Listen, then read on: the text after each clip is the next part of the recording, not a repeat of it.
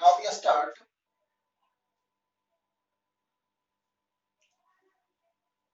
Dynamics of rotational motion. ठीक है, और इसे मैं आपको एक एग्जाम्पल के थ्रू सिखाता हूँ कि कैसे हम क्वेश्चन डील कर पाएंगे। ठीक है, आइए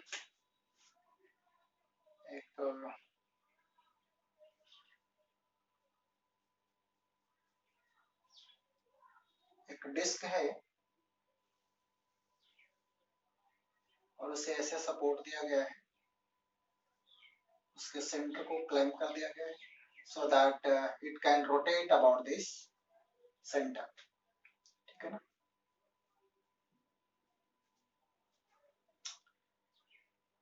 हाँ, और एक स्ट्रिंग फिट कर दिया गया है और यहाँ पे मैं फोर्स एफ लगा रहा हूँ। जाहिर सी बात है, ये फोर्स इसके पेरिफेरी पे एक्ट होगा तो ये रोटेट करेगा अपने सेंटर के about. Let mass of the disc is m and its radius is r। अब आपको इसमें फाइंड करना है कि इसका एंगुलर एक्सेलरेशन क्या होगा due to applying F force according to the figure. What will be the angular acceleration produced in the disk? कितना एंगुलर एक्सेलरेशन प्रोड्यूस होगा। इस बार ध्यान से सुनिएगा, ये जो डिस्क है वो क्या कर रोटेशनल मोशन परफॉर्म करेगा about its centre of mass, अपने सेंटर के अबाउट ये रोटेट करेगा। तो हमने सीखे हैं कि जब कोई ऑब्जेक्ट रोटेट करता है तो उसकी एक एंगुलर स्पीड होगी, एंगुलर एक्सेलरेशन होगा। तो मुझे उसी एंगुलर एक्सेलरेशन के बारे में डिस्कस करना है कि वो एंगुलर एक्सेलरेशन क्या होगा। ठीक है, तो आइए हम लोग डिस्कस करते हैं। मुझे अब बताओ बहुत ही आसान से कि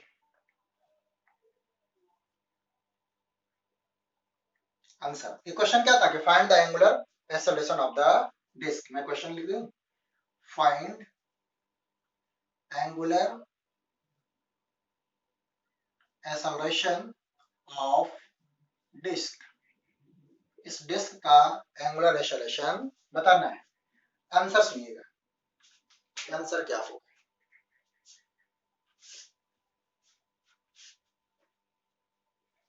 पेन चेंज कर लो।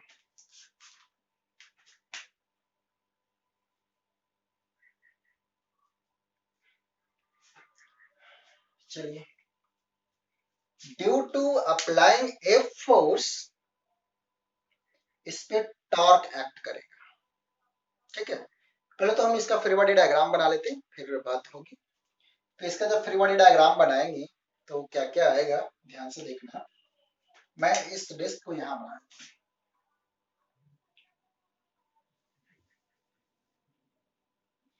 अब डिस्क पे लगने वाले फोर्सेस को बताएं। तो एक तो क्लैंप जो है वो लगाएगा, ठीक है, और एक इस पे mg लगेगा, mg, और mg नीचे की तरफ लग रहा है तो ड्यू टू क्लैंप इस पे रिएक्शन भी लगेगा, नॉर्मल रिएक्शन ऊपर की तरफ जो भी लगे मैं लिख सकता हूँ इसमें, एक रिएक्शन लगेगा ना, आर नहीं मैं लिख देता हूँ नॉर्मल रिएक्शन। दूसरा जो इस पे फोर्स लग रहा है वो है applied force F, force, and due to ये जो अप्लाइड फोर्स एफ है वो कहाँ लग रहा है तो इसके एक्सिस ऑफ रोटेशन से आर डिस्टेंस पे जो कि रेडियस है, और ये एंगल भी हो गया नॉर्मल। ठीक है, एम मास का डिस्क है। आप बताइए कि इसमें कितना टॉर्क होगा। ठीक है, इस पे कितना टॉर्क होगा।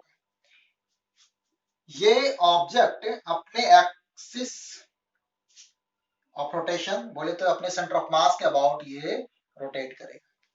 अगर ये सेंटर ऑफ मास के अबाउट रोटेट करता है, ठीक है, अगर ये अपने सेंटर ऑफ मास के अबाउट रोटेट करता है तो जाहिर सी बात है कि जो टॉर्क होगा वो ड्यू टू ओनली एफ होगा। ये mg है, नॉर्मल है, वो जीरो टॉर्क लगाएगा। देख लेते हैं। अब अगर जब मैं टॉर्क की बात करूं कि इस पे कितना टॉर्क लग रहा है, क्योंकि रोटेशन हो रहा है, मींस रोटेशन हो रहा है, इसका मतलब क्या ही है बताओ, कि एंगुलर एक्सेलरेशन होगा, है ना। यहाँ रोटेशन हो रहा है तो ये रोटेट करेगा। अभी इनिशियली सोचो कि वो रेस्ट में था, मैंने फोर्स लगा दिया, रोटेट किया, इसमें एंगुलर एक्सेलरेशन प्रोड्यूस हो जाएगी। हाँ, तो हम लोग टॉर्क की बात करें कि टॉर्क कितना होगा, बताइए। टॉर्क अबाउट सेंटर, ठीक है, दिस सेंटर, ड्यू टू, एक एक करके, ड्यू टू, पहले मैं बता रहा हूं कि mg, ड्यू टू mg, आप मुझे बताना ड्यू टू mg कितना होगा। टॉर्क ड्यू टू mg, तो आंसर है इसके लिए जो टॉर्क होगा वो होगा जीरो। क्यों जीरो होगा पता है, क्योंकि ये एक्सिस ऑफ रोटेशन से ही पास कर रहा है। देखो ये है एक्सिस ऑफ रोटेशन और इसी से mg पास कर रहा है, तो इसके लिए टॉर्क हो जाएगा जीरो। अब इसी तरह से मैं बात कर लूं ड्यू टू नॉर्मल रिएक्शन,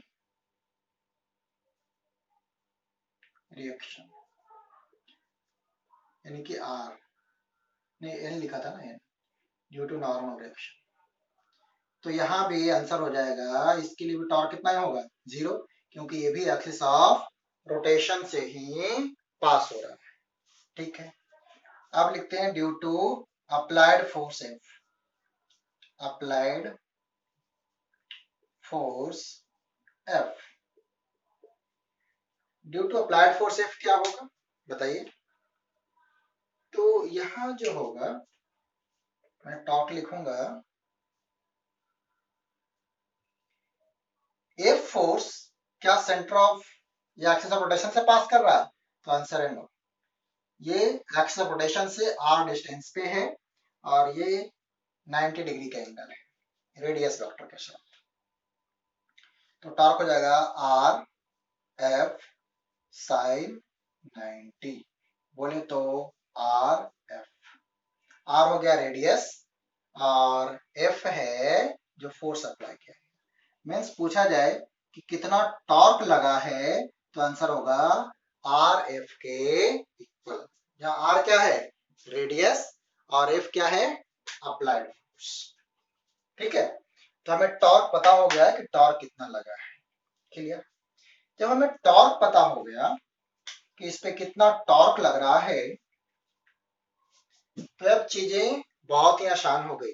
क्या आसान हो गया, अब मुझे बताइए, जिस तरह से आपने पढ़े थे कि F is equal to M A, in the similar way, ये नेट फोर्स की मैं बात कर रहा था, इन द सिमिलर वे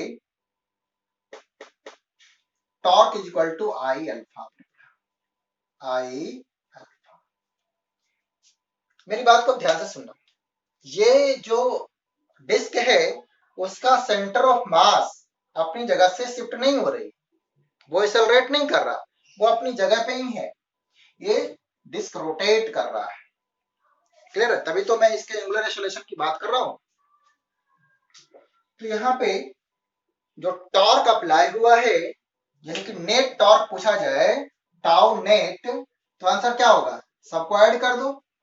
तो ड्यू टू नॉर्मल रिएक्शन और एमजी या जो भी यहाँ पर फोर्सेस लग रहे थे, जैसा भी रिएक्शन आ रहा था, मैं तो ये बात कर रहा हूँ, कैसा भी फोर्स जो सेंटर ऑफ मास से पास हो रहा है, उसके चलते टॉर्क क्या होगा, जीरो होगा। बहुत एक लाइन में आंसर है। यहाँ पे जैसे भी रिएक्शन लग रहा हो हमें नहीं मतलब, बट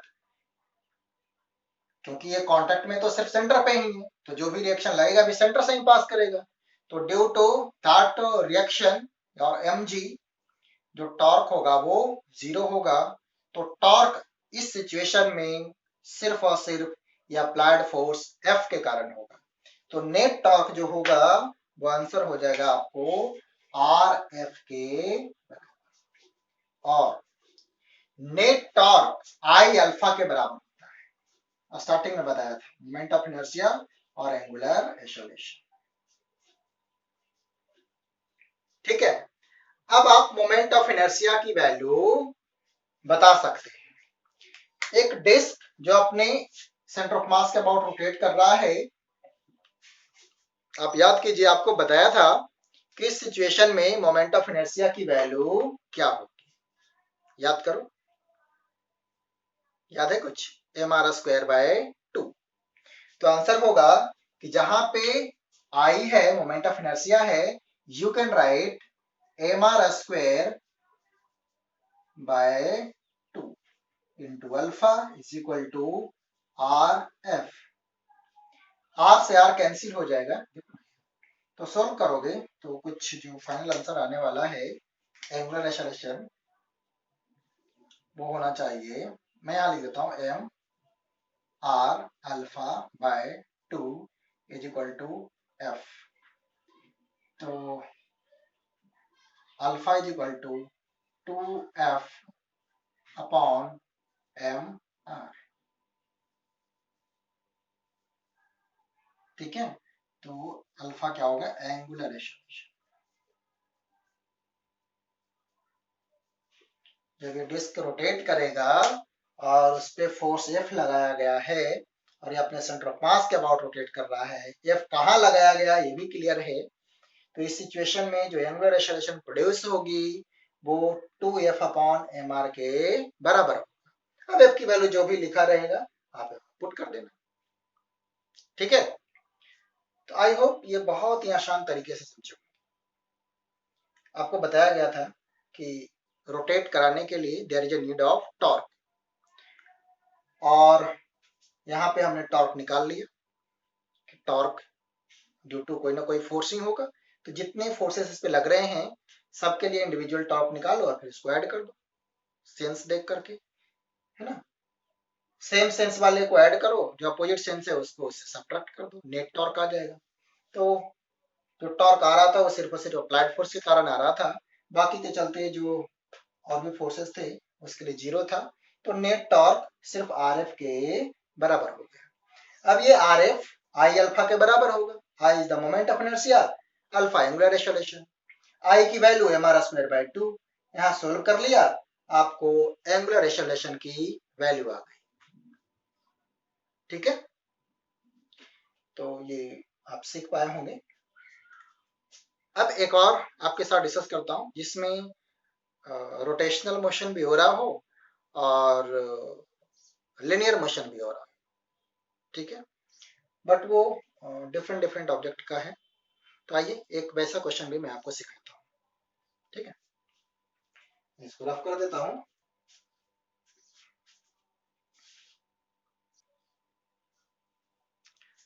एक और क्वेश्चन मैं आपके साथ पुट अप करता हूँ। ये हो गया एग्जांपल नंबर 2 पहला, एक हमने डिस्कस किया, एक और करता हूँ। इस बार क्या लिया हूँ कि डिस्क है और पहले की तरह ये अपने सेंटर ऑफ मास के अबाउट रोटेट कर सकता है, और इसके एंड से एक स्ट्रिंग आई है जिसमें स्मॉल m kg का ब्लॉक हैंग कर रहा है। ऐसा होने से जब इसे सोचा अभी ऐसे सपोर्ट दिया था, इसको जेंटली इसे हटाएंगे तो ये धीरे धीरे नीचे आना शुरू होगा। मीन्स ये जो डिस्क है वो रोटेट होगा, इसमें रोटेशनल मोशन होगा and there is translational motion. ठीक है ना, यहाँ ट्रांसलेशन होगा स्मॉल m में, और जो कैपिटल M है this disc having rotational motion.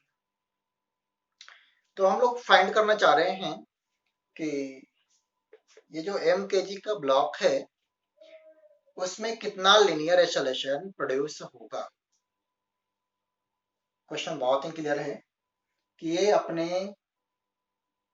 Centre of mass के अबाउट रोटेट कर सकता है।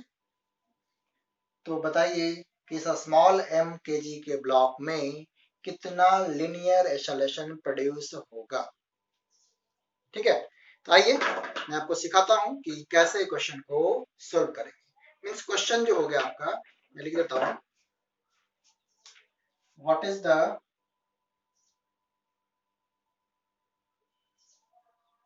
एक्सेलरेशन ऑफ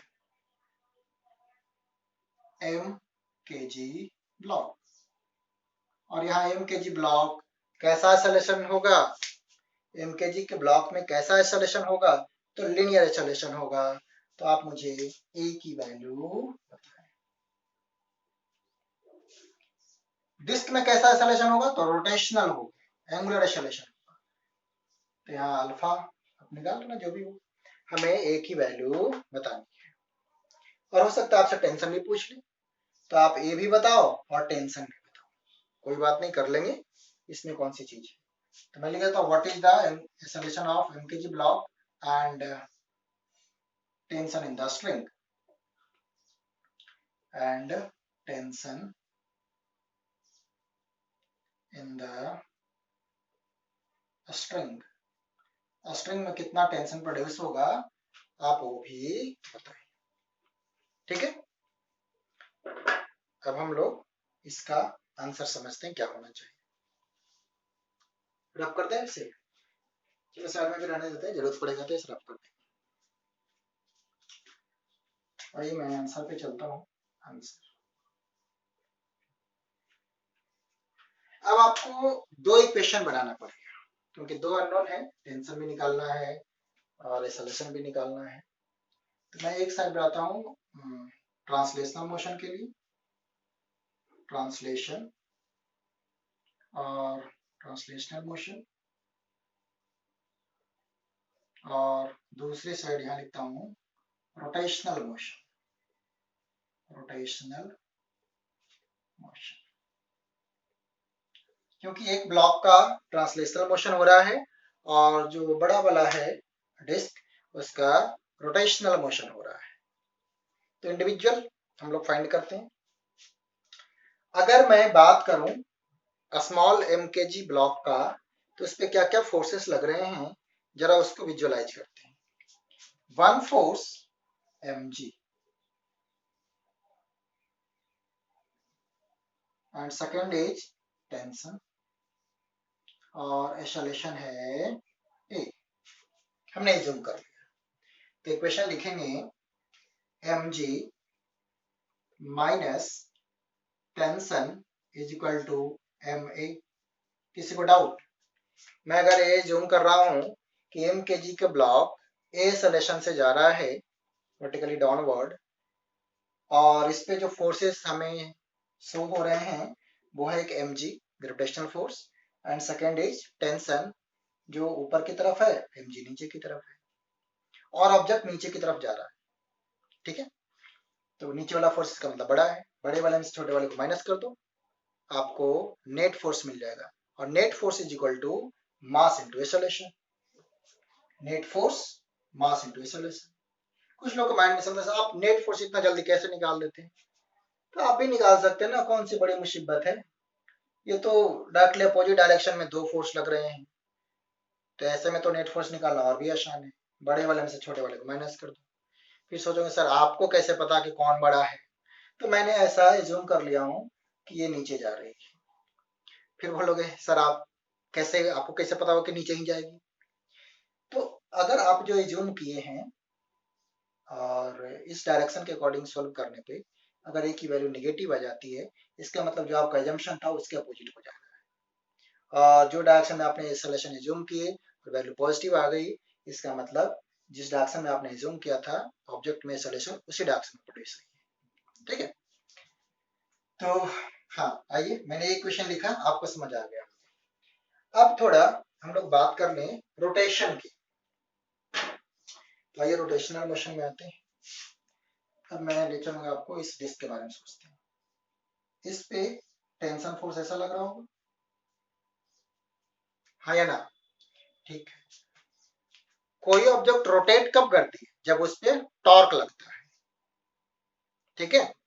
अब मैं अननेसेसरी ये वाली चीजों को नहीं लिखूंगा जो सेंटर पे लग रहा है, क्योंकि due to force acting on centre, और बोले तो passing through axis of rotation, axis of rotation यही ना, इसके क्या वाटर तो डिस्क रोटेट करेगा, तो एक्सिस ऑफ रोटेशन से जितने भी फोर्स पास करेंगे उन सब के लिए तो टॉर्क जीरो होने वाला है, तो अननेसेसरी और हम इक्वेशन को लेंदी नहीं करते, हम इसे लिखते ही नहीं, ठीक है। क्यों नहीं लिख रहे हैं उसका रीजन मैंने आपको बता दिया।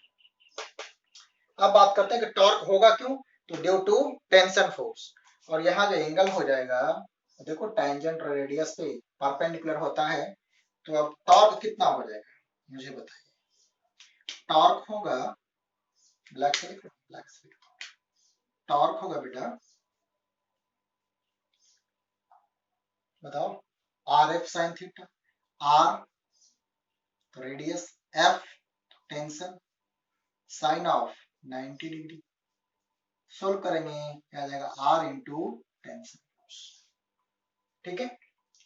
अब यहाँ आ गया कि जो टॉर्क होगा वो आर इंटू टेंशन फोर्स के बराबर। पिछले बार क्या था, आर और ये अप्लाइड फोर्स एफ था तो एफ लिखे थे, यहाँ टेंशन है तो टी लिखे, ठीक है। अब थोड़ा सा मैं बात कर लूं कि अगर ये torque due to this torque ये रोटेट हो रहा है, मींस इसमें एंगुलर एक्सेलरेशन आई है, तो मैं लिखूंगा torque is equal to I alpha R T. अब आई क्या होगा, फिर से वही स्टोरी।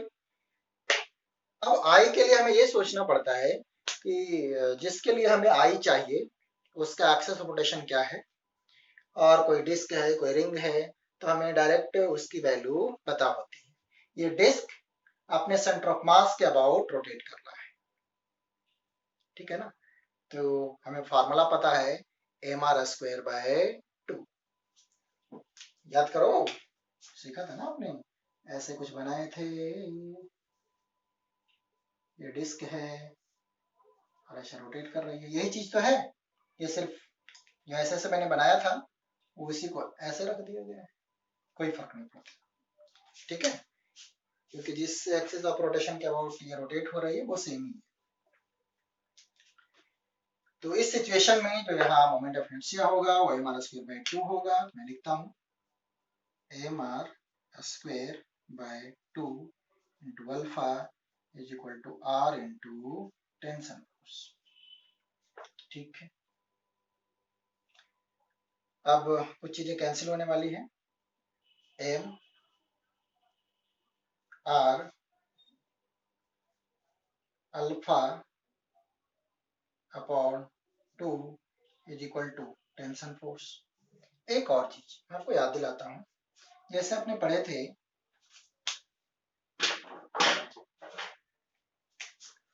कि v is equal to R omega, उसी तरह से दोनों साइड डिफरेंशिएट करोगे, ये होता है dv बाय dt, और यहाँ हो जाएगा v की जगह पे आर ओमेगा और dt, तो a हो जाएगा r common d omega by dt, और ये हो जाएगा r अल्फा, में से एक रिलेशन हो गया कि linear acceleration r into angular acceleration के बराबर होगी, ठीक है।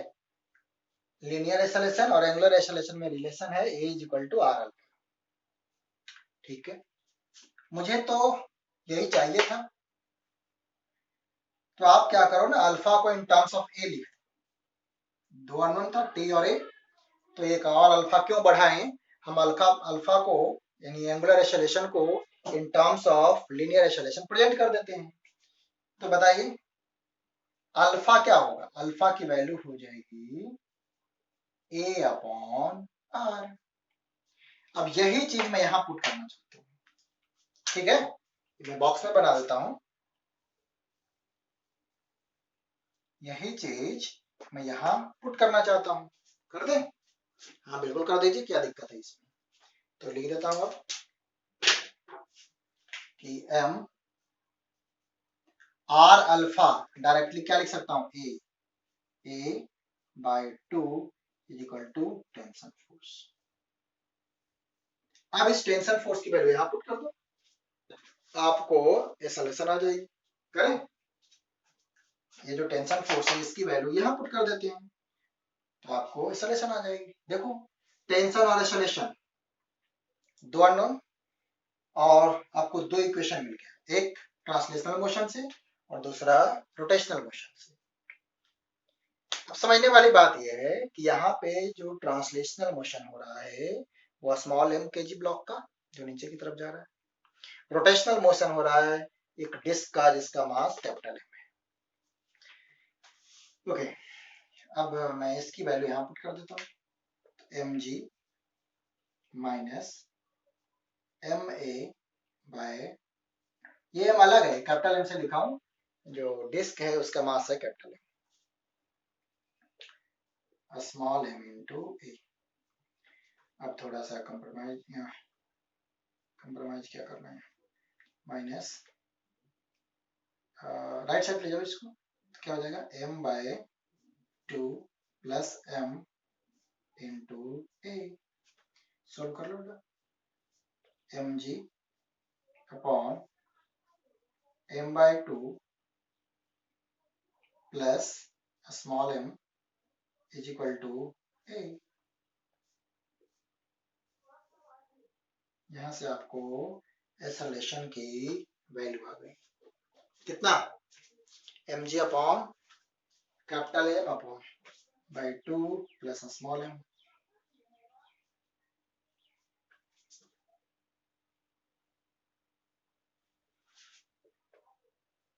ठीक है, ये बहुत ही क्लियर होगा आपको। यहाँ से आपको सॉल्यूशन मिल गया। अब इस सॉल्यूशन की वैल्यू अगर आप यहाँ पुट कर देते हैं तो आपको टेंशन भी मिल जाएगा। करें, कितना है करके देखो तो, देख ही लेते हैं क्या आता है भाई टेंशन की वैल्यू। कीजिए आप लोग, वीडियो को पॉज कीजिए और टेंशन की वैल्यू निकालो। तो टेंशन हो जाएगा m बाय 2 इंटू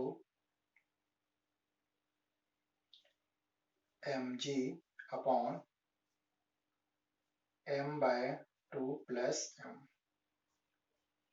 सोल्व करेंगे, m ये हो जाएगा टेंशन, mg बाय कितना m plus 2m is equal to t। जो भी आए ये तो सोल्व करने वाली बात है, इतना हो जाएगा आपको टेंशन। ठीक है, जब न्यूमेरिकल होगा तो उसमें ऑलरेडी ये वैल्यू गिवन होगा कि m कितने केजी का है, रेडियस कितना मीटर है या सेंटीमीटर है, स्मॉल m कितने केजी का है, तो आपको डायरेक्ट ये सब वैल्यू पुट करेंगे तो एक न्यूमेरिक डाटा आ जाएगा। ठीक है, एक एक्सप्रेशन नहीं, एक्चुअली आपको एक न्यूमेरिक वैल्यू आ जाएगी, 5 6 3 5 जो भी आना होगा आ जाएगा। ठीक है, तो इस क्वेश्चन में आपने सीखा कि एक ऑब्जेक्ट ट्रांसलेट कर रही है, दूसरा रोटेट कर रही है, तो कैसे हम एंगुलर एक्सेलरेशन और लीनियर एक्सेलरेशन को रिलेट करके जब मर्जी आप लीनियर एक्सेलरेशन बता सकते हैं और आपकी मर्जी या क्वेश्चन में जो गिवन है अगर जो एंगुलर एक्सेलरेशन बताना होता तो एंगुलर एक्सेलरेशन बता देंगे।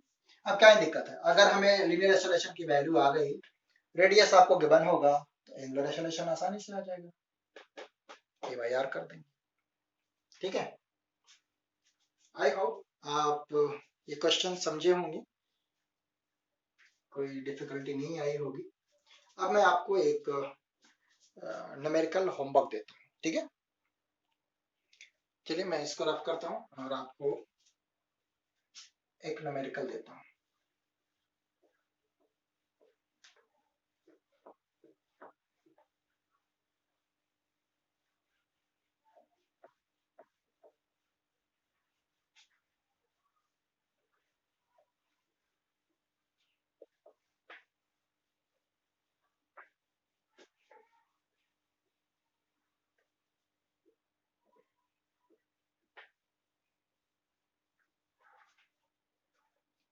मैं न्यूमेरिकल यही देता हूँ ये जो सारा गिवन है मैं इसमें वैल्यू पुट कर देता हूँ। यहाँ जो कैपिटल M है वो है 2 kg। और बिल्कुल जैसे मैंने इक्वेशन बनाया बिल्कुल इसी तरह से इक्वेशन बनाइए और सॉल्व कीजिए। M है 2 kg, स्मॉल m है 1 kg और रेडियस है 0.5 मीटर। तो आप बताएं कि टेंशन और एक्सेलरेशन और एंगुलर एक्सेलरेशन ये तीनों की वैल्यू इंडिविजुअली मुझे फाइंड करनी। ठीक है, तो ये आपका होमवर्क रहा, ये आपको करना है और जल्दी से करके मुझे फिर व्हाट्सएप करना है। किसी को कुछ भी डाउट होता है तो प्रीवियस की तरह पूछ सकते हैं। ठीक है, ओके, मैं इस लेक्चर को यहीं पे फिनिश करता हूँ।